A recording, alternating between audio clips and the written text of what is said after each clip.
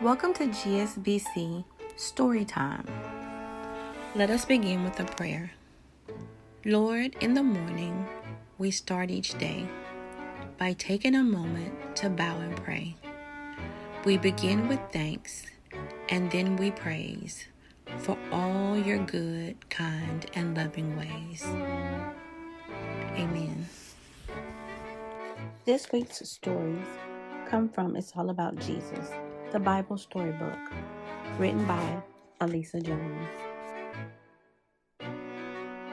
Elijah confronted evil Ahab. 1 Kings, the 18th chapter. Ahab was the king of Israel. He was an evil king. He led the Israelites away from God, and the Israelites worshipped a false god named Baal. The things King Ahab did made God angry, so God caused a drought. The drought would show Ahab and all the people that God, not Baal, is powerful and in control of all things. The drought made life very hard. For 3 years, no rain fell in the land. The lakes and rivers all dried up. People could not grow crops in the fields. Finally, God was ready to send rain. God sent a prophet named Elijah to give a message to King Ahab. You have caused this trouble by disobeying God and worshiping false gods, Elijah told him. Then Elijah invited King Ahab, the Israelites, and the prophets who worshiped Baal to gather at Mount Carmel. Elijah told the people, "Make up your minds. If you believe the Lord is God, follow him. But if you think that Baal is a good god, then follow him." Elijah set up a challenge to show who the one true God is. The prophets of Baal set up an altar for their false god. They prepared a bull and put it on their altar. "You call to Baal and ask him to send fire to your altar," Elijah told the people. "I will call on the Lord. The God who answers by fire is the one true God." From morning until noon, the prophets of Baal cried out to Baal. "Answer us," they said. But no answer came. The prophets danced and cried and cut their bodies. Still, no one answered.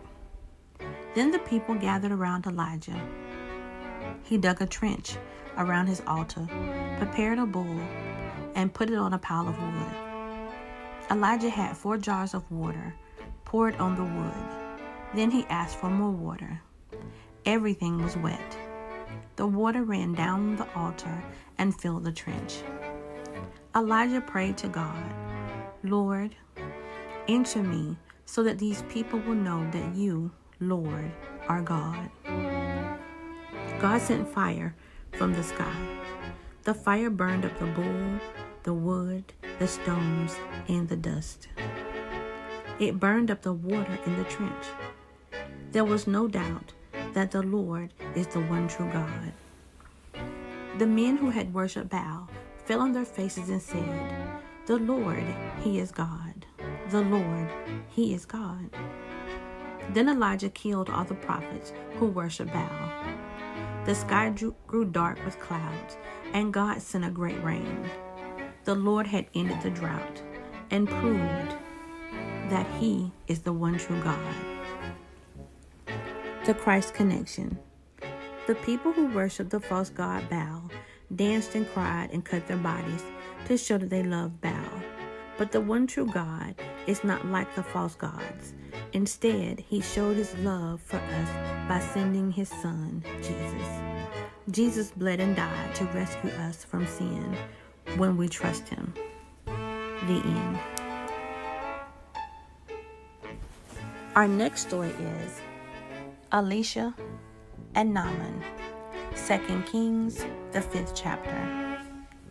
When Elisha was a prophet in Israel, the Israelites were attacked by people from the land of Aram.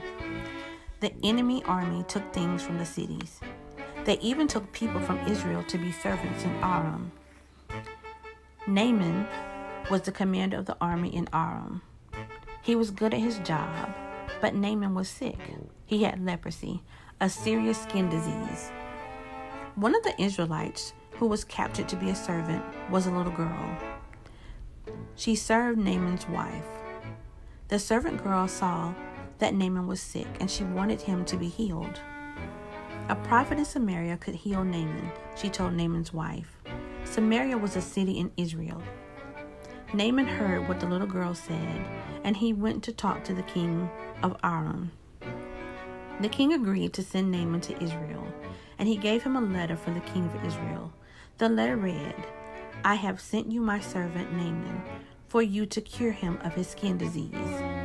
When the king of Israel read the letter, he was upset. "Am I God? Do I have the power to give life and take it away? Why does this man think I can cure a skin disease?" The king of Israel could not heal Naaman. The power to heal comes only from God. Elisha the prophet heard the king was upset, and he called Naaman to his house. Naaman arrived and stood at the door. He was ready to be healed. But what happened next was not what Naaman expected. Elisha didn't come to the door. Instead, a messenger told Naaman, "Go wash 7 times in the Jordan River." Wash in the river? Naaman could have done that at home. Had he traveled all the way to Samaria for nothing? Naaman was angry. He had hoped Elisha would call on the Lord, wave his hand over Naaman's skin, and heal him. Naaman started to leave, but his servants encouraged him to do what Elisha said. So Naaman went to the Jordan River. He dipped himself in the river 7 times. Then Naaman's skin was healed. Naaman and all the people with him went to Elisha. Naaman said, "I know that God of Israel is the one true God." Elisha's instructions from God seemed like an odd way to bring healing. What does Naaman's story tell you about God's plan to forgive and heal people of sin? The end. God called Isaiah. Isaiah, the 6th chapter. After King Solomon died, the tribes of Israel split and formed 2 kingdoms, the northern kingdom of Israel and the southern kingdom of Judah. The people in these kingdoms looked to their kings to protect them and take care of them. At this time, the king of a land called Assyria was trying to take over the world. When Uzziah was the king of Judah, he was mostly a good king. The people felt safe.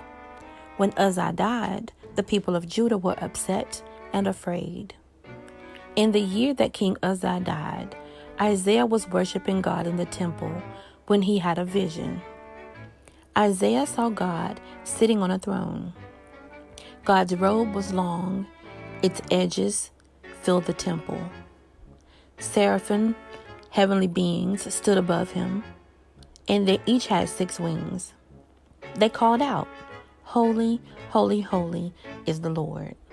His glory fills the whole earth."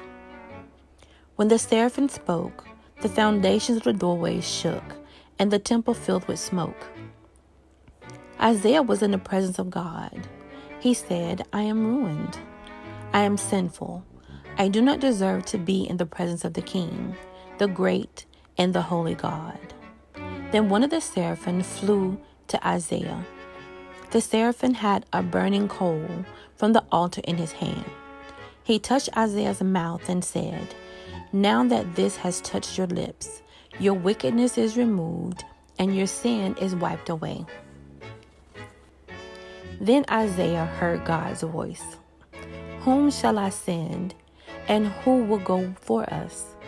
Isaiah said, "Here am I, send me." "Go," God said. God told Isaiah an important message for the people. This was God's message.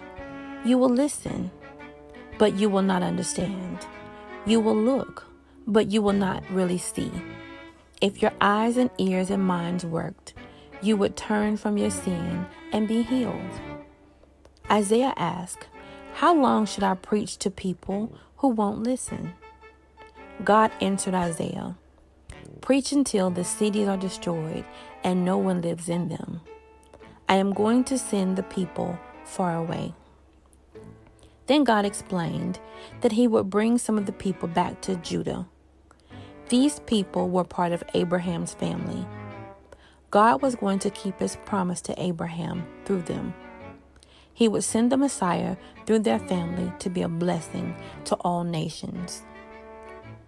The Christ connection. Isaiah had a vision of God's glory and realized his own sin. God forgave Isaiah's sin.